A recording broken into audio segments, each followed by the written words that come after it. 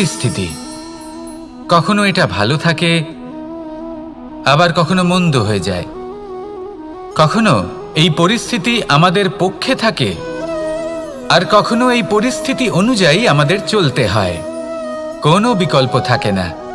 কিন্তু যখনই এই পরিস্থিতি খারাপ হয়ে যায়, তখন কি করা উচিত সেই প্রশ্ন মনে জেগে ওঠে।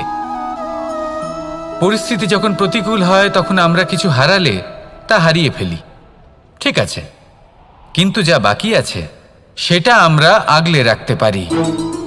পরিস্থিতিকে সামলে রাখার চেষ্টা আমরা অবশ্যই করতে পারি, শুধু সেটুকুই আমাদের হাতে রয়েছে। কিন্তু এর থেকেও বড় সমস্যা আছে, অহংকার। কখন প্রবেশ করে আমরা জানতেও পারি না। এই অহংকার আপনাকে বুঝতেও দেবে না যে আপনি সত্যি কিছু হারিয়েছেন। আপনার কিছুই যাবে আসবে না। দেখতে গেলে আকাশের সূর্য নিজের প্রকাশ হারিয়ে ফেলে যখন অন্ধকার ঘনিয়ে আসে। তাহলে আমরা কে হই? ওনার সামনে তো কিছুই নই। এই অহংকার আমাদের দমন করতেই হবে। এটা বিশ্বাস করতে হবে যে এই সমগ্র সৃষ্টিতে আমরা শুধুমাত্র একটা কণা, তার থেকে বেশি আর কিছুই নয়। বিশ্বাস করতে হবে যে আমরা ততটাও বড় নই যে কখনোই কিছুই হারাবো না। এবার যেদিন এই জ্ঞান আপনি আত্মস্থ করে নিজের আচরণ পাল্টাবেন, মনে রাখবেন সেই দিনই অহংকারকে দমন করতে আপনি পথে অগ্রসর হয়ে পড়েছেন। এই অহংকারকে দমন করুন আর আমার সাথে ভালোবেসে বলুন, রাধা রাধা। তালা অনেক পুরনো একটা আবিষ্কার। যবে থেকে এই সংসারে বহুমূল্য বস্তু নির্মিত হয়েছে, তবে থেকেই এই তালা নির্মাণ হয়েছে। তবে থেকে এর ব্যবহার করা হয়েছে, যাতে উচিত সময় এলে পরে আমরা আমাদের বহুমূল্য জিনিসগুলো সুরক্ষিত রাখতে পারি এবং সময় এলে পরে বের করে সেগুলি ব্যবহার করতে পারি। এবার একটা গুরুত্বপূর্ণ তথ্য আছে যেটা জানা অত্যন্ত গুরুত্বপূর্ণ, এবং সেটা হলো যে একটা তালা নির্মাণের পূর্বে তা খোলার যন্ত্র অর্থাৎ তার চাবিটি নির্মাণ করা হয়, এবং এটাই জীবনের খুব বড় একটা শিক্ষা প্রদান করে যায়। আমাদের জীবনে যখনই কোনো সমস্যা আসে, তখন ভয়ভীত হওয়ার কোনো দরকার নেই, কারণ এই প্রকৃতি, এই ঈশ্বর এই সমস্যার সমাধান তথা এর চাবি আগে থেকেই নির্মাণ করে রেখে দিয়েছেন। শুধু দরকার হলো সেই সমস্যার ঊর্ধ্বে উঠে সেই সমাধান খুঁজে বের করা। মানুষ অনেক সময় সমস্যা দেখে ভীত হয়ে পড়েন, চিন্তিত হয়ে পড়েন, নিজের বিবেক হারিয়ে ফেলেন। আপনার শুধু এই মনকে শান্ত করা প্রয়োজন। এই শান্ত মনের সাথে এই সমস্যার নিবারণ খুঁজে নিতে হবে। তাই সমস্যা যতই তীব্র হোক না কেন, ভয় পাওয়ার কোনো প্রয়োজন নেই। পরম শান্ত মনে সমাধান খুঁজে বের করুন। আসুন আমার সাথে ভালোবেসে বলুন, রাধা রাধা। মানুষ বড়ই বিচিত্র প্রাণী। অধিক থেকে অধিকতর ধন লাভ করার চেষ্টায় নিজের শরীরকে নষ্ট করে ফেলেন, নিজের শক্তি হারিয়ে ফেলেন, নিজের সামর্থ্য হারিয়ে ফেলেন। আর যে ধন লাভ করেন সেটা কোথায় যায়? সেই শক্তি, সেই সামর্থ্যকে আবার ফিরে পাওয়ার জন্য। আর কিছু মানুষ জীবন এমনভাবে যাপন করেন যেন তা কখনোই শেষ হবে না, কিন্তু শেষ তো সবারই হবে। আর যখনই শেষটা কাছে চলে আসে, তখন মানুষ এটা বুঝতে পারেন যে সে জীবনকে উপভোগ করেননি। তার কারণটা কি? লালসা। এই লালসা জন্ম দেয় লোভকে, আর এই লোভ জন্ম দেয় আপনারই বিনাশকে। সেই জন্য আজ আপনার কাছে যা কিছু আছে, যেমনটা আছে তার সাথে জীবন যাপন করুন, পূর্ণরূপে যাপন করুন। আপনার কাছে যতই ধন, শক্তি, মান থাকুক, তা সবার মধ্যে ভাগ করতে শিখুন। ভাগ করলে ভালোবাসা বাড়ে, আর এই ভালোবাসা দ্বারা জীবন আরও সুখময় হয়ে ওঠে। তাহলে আসুন আর আমার সাথে ভালোবেসে বলুন, রাধা রাধা। মানুষ সত্যের সাথে অবগত হবার জন্য ব্যাকুল হয়ে থাকে, চিরকাল চেষ্টা করতে থাকে। জন্ম থেকেই তার মনে এই ইচ্ছে জাগ্রত হয় সত্যিটা কি সেটা জানতে। এবার এই ইচ্ছে, এটা পূর্ণ কিভাবে করা যেতে পারে? কারণ মনে হয় যে জ্ঞান অর্জন করলেই এই ইচ্ছে পূর্ণ হতে পারে। তাই কেউ কেউ জ্ঞানের পেছনে ছুটতে থাকেন। কেউ এটা ভাবেন যে এই ইচ্ছে পূর্ণ করা যেতে পারে ধন আর শক্তির দ্বারা, তাই তারা ধন আর শক্তি প্রাপ্ত করতে চান। কেউ আবার ভাবেন যে অন্তরের মন্থন দ্বারা এটা সম্ভব হতে পারে। এবার এটাও সত্যি যে মন্থন করলে অমৃত লাভও সম্ভব হতে পারে, কিন্তু তার জন্য এই মন্থন করার জন্য একটা উচিত দিকে অগ্রসর হওয়া প্রয়োজনীয়। উচিত সংযমের দ্বারা সামনে এগোতে হবে, আর কোনো আশা না করে সামনে এগিয়ে যেতে হবে, তবেই এটা সম্ভব হতে পারে। একটা বাদ্যযন্ত্রের কথা ভেবে দেখা যাক। তার থেকে সুর তখনই নির্গত হয় যখন তার তারগুলি ঠিক করে বাঁধা হয়। যদি বেশি বেঁধে ফেলা হয় তাহলে তার ছিঁড়ে যেতে পারে, আর যদি ঢিলে থেকে যায় তাহলে তার থেকে উচিত সুর নির্গত হবে না। একটা অত্যন্ত গুরুত্বপূর্ণ কথা মনে রাখবেন, সত্যকে লাভ করার প্রাথমিক আধার হল অনুশাসন। জীবনে এই অনুশাসন আনুন, সত্য আপনা আপনি আপনার কাছে চলে আসবে, আর এই মন প্রসন্ন হয়ে বলবে রাধা রাধা। জীবনে যখনই কোনো কঠিন কাজ আমাদের সামনে আসে তখন আমরা কারোর না কারোর থেকে সাহায্য চাই, যেটা উচিত।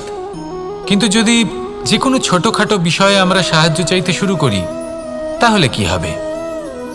তাহলে আমরা নিজেদের সামর্থ্য, নিজেদের যোগ্যতাকে কখনো বাড়তেই দেব না, না আমাদের শক্তি কখনো বাড়বে, কারণ এটা আমাদের অভ্যেস হয়ে যাবে।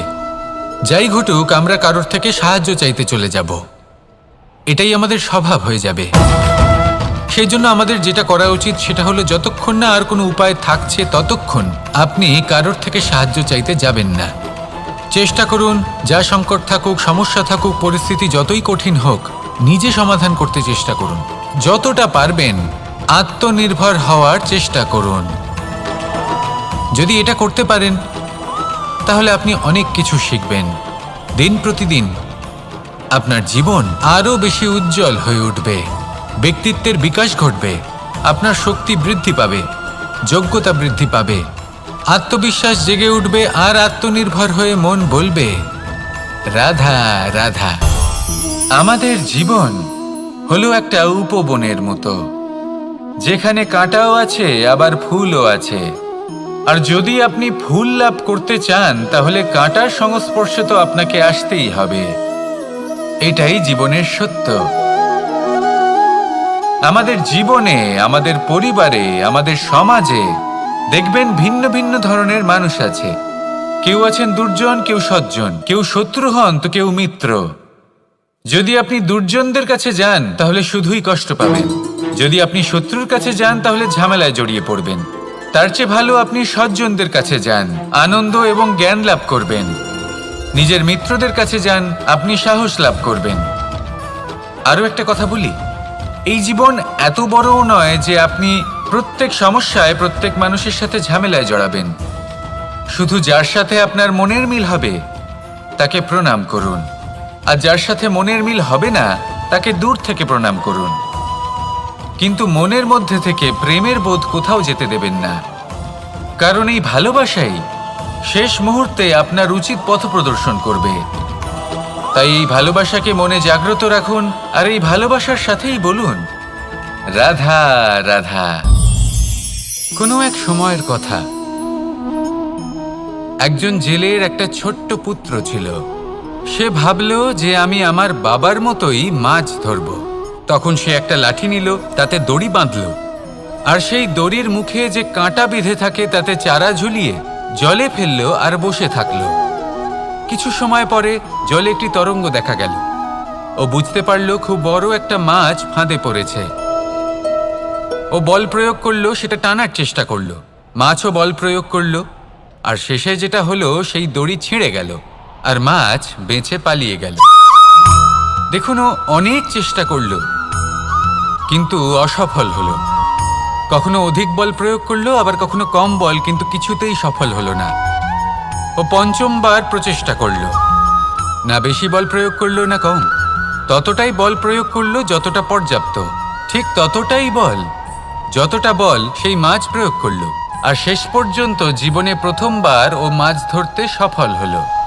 এবার এই কথার সারমর্ম কি? ভারসাম্য। এটাই হলো জীবনের সবথেকে বড় নিয়ম।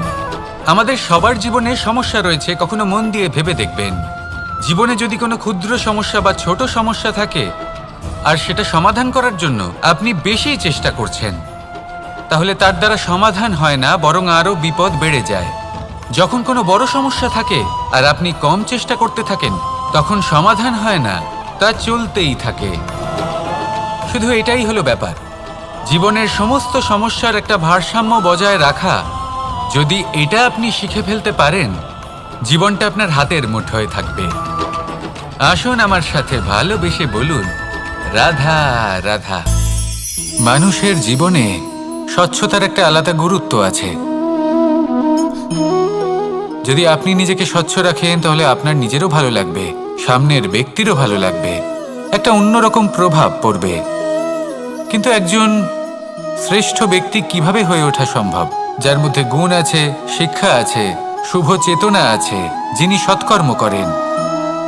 কিভাবে হব সেই ব্যক্তি যার মধ্যে জ্ঞান আছে? শুধুমাত্র স্বচ্ছ থাকলে তো তা হওয়া সম্ভব নয়। প্রথমে আপনাকে বুঝতে হবে যে মানুষের মধ্যে 4টি মূল তত্ত্ব আছে। প্রথম হলো তার শরীর, যার দ্বারা উনি যে কোনো কর্ম করে থাকেন। দ্বিতীয় তত্ত্ব হলো তার মন, যার দ্বারা কোনো কর্ম করার জন্য সে নিজেকে প্রেরণা দিতে থাকে। তৃতীয় তত্ত্ব হলো বুদ্ধি, যে কর্ম আমরা করতে চাই, যে লক্ষ্যে আমরা পৌঁছতে চাই, সেটা আমরা কিভাবে কোন পথে করব সেটা স্থির করা যায় বুদ্ধি দিয়ে। আর চতুর্থ তত্ত্ব হলো আত্মা।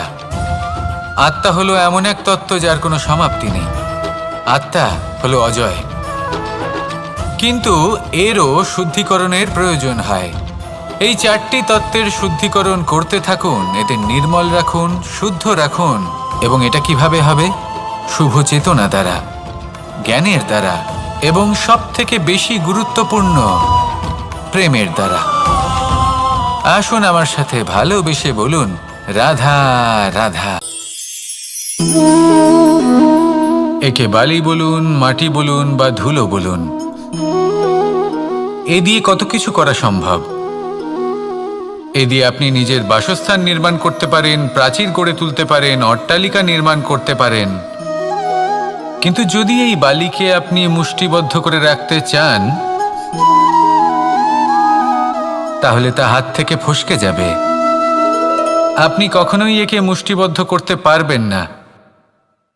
এরকমই হয় আমাদের জীবন, আর এরকমই হয় সময়।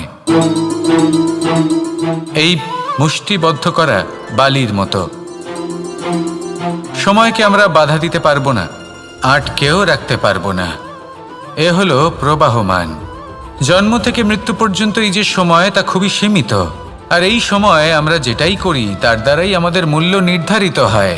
আর এই সংসার থেকে চলে যাওয়ার পরেও এই সংসার এই সব কর্মের জন্যই আমাদের মনে রাখে।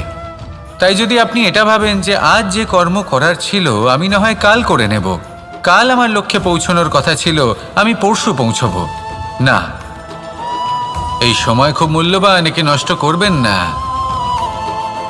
এই সময়কে সদ্ব্যবহার করুন, মহান হবার পথে অগ্রসর হন। একে যদি মুষ্টিবদ্ধ করে রাখার চেষ্টা করেন, এই সময় থেমে থাকবে না। আসুন আমার সাথে ভালোবেসে বলুন, রাধা রাধা। আমরা চাই বা না চাই, আমরা সবসময় নয় কোনো না কোনো লক্ষ্যের দিকে এগিয়ে চলেছি বা কোনো না কোনো যুদ্ধ করেই চলেছি। যেমন যে যুদ্ধ মনের মধ্যে চলছে সেগুলো হলো অন্তর্মনের যুদ্ধ। যেমন পরিবার প্রতিপালনের যুদ্ধ, কর্তব্য পালনের যুদ্ধ, কোনো প্রিয়জনকে না হারানোর যুদ্ধ। এসব যুদ্ধ মনের মধ্যে চলে এবং সেদিক থেকে দেখতে গেলে আমরা হলাম এই সংসারের সবথেকে বড় যোদ্ধা, তাই না?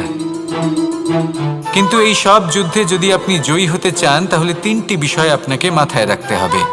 প্রথম হলো সেই ব্যক্তি যিনি এই যুদ্ধে পরাজিত হয়েছেন তাকে নিজের থেকে দূরে করে দেবেন না, বরং আপনি তার কাছে যান, তার সাথে কথা বলুন, কথা বলার পথে অগ্রসর হয়ে চলেছেন। আসুন আমার সাথে ভালোবেসে বলুন, রাধা রাধা। কনক, কি সুন্দর একটা শব্দ। এর অনেকগুলো রূপ রয়েছে, অনেকগুলো অর্থও রয়েছে। প্রথম অর্থ হলো স্বর্ণ, অর্থাৎ সম্পত্তি। দ্বিতীয় অর্থ ধুতুরা, অর্থাৎ গাছের ছোট একটা বীজ, যা কিনা অত্যন্ত শক্তিশালী হয়। যদি বেশি মাত্রায় এর প্রয়োগ করা হয় তাহলে এটা বিষময় হয়ে উঠতে পারে। এই হলো সেই ধুতুরা যার প্রয়োগ মহাদেবের পুজোতে করা হয়। এবার প্রশ্ন হলো এটাই যে এই স্বর্ণ এবং এই ধুতুরার মধ্যে মিল কি রয়েছে। মিল হলো এটাই যে এই দুটোই মানুষকে মত্ত করে তোলে। ধুতুরা মানুষকে তখন মত্ত করে যখন তাকে সেবন করা হয়, কিন্তু স্বর্ণ, ধন, সম্পত্তি, মানুষ এটা যতটাই অর্জন করে নেয় সেটাই যথেষ্ট।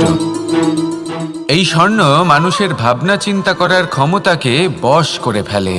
মানুষ সম্পত্তির লোভে মত্ত হয়ে ওঠে, কারণ যে যত চমৎকারী, যতটা অমূল্য হয়, তাকে সামলানো কিন্তু ততটাই কঠিন, তাই না?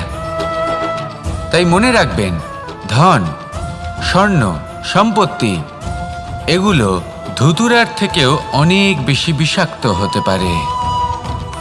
তাই এর ওপর আত্মসংযমের একটা কবচ পরিয়ে রাখবেন এবং বিবেকের শক্তির সাথে এগুলো প্রয়োগ করুন, তবেই কল্যাণ হবে। আসুন আমার সাথে ভালোবেসে বলুন, রাধা রাধা। বাহ, পুষ্পের সুবাস আমার খুব ভালো লাগে। অত্যন্ত সুন্দর হয় এই পুষ্প। এইভাবে চারিদিকে পুষ্প দেখে মন আনন্দিত হয়ে ওঠে। এবার আপনারা ভেবে দেখুন, আমার চারিদিকে পুষ্প নয়, আগুন আছে। তাহলে কি হবে? আমার শরীর কি জ্বলে যাবে না? অবশ্যই জ্বলবে। শরীরকে কি আগুনের তাপ সহ্য করতে হবে না? অবশ্যই সহ্য করতে হবে।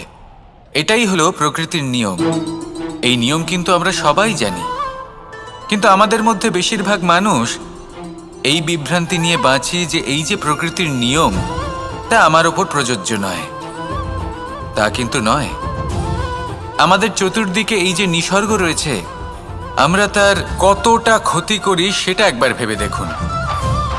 আমরা বনাঞ্চল জ্বালিয়ে দিই, বায়ু দূষিত করি, জল দূষিত করি, প্রাণীদের হত্যা আমরা করি। কেন? এই নিসর্গ আমরা নষ্ট করি, যদিও আমরা জানি যে আমরাও হলাম এই নিসর্গেরই অংশ। এবার দেখুন, শরীরের কোনো অংশে যদি আগুন ধরান, আস্তে আস্তে সমস্ত শরীরও জ্বলে যাবে। সেইভাবেই নিসর্গ যদি নষ্ট হয়ে যায়, তাহলে মনুষ্য জাতিও নষ্ট হয়ে যাবে। তাই এই যে নিসর্গ আপনি দেখছেন, এই পুষ্প, এই বৃক্ষ, বায়ু, জল, এদের সকলকে রক্ষা করুন, নষ্ট নয়।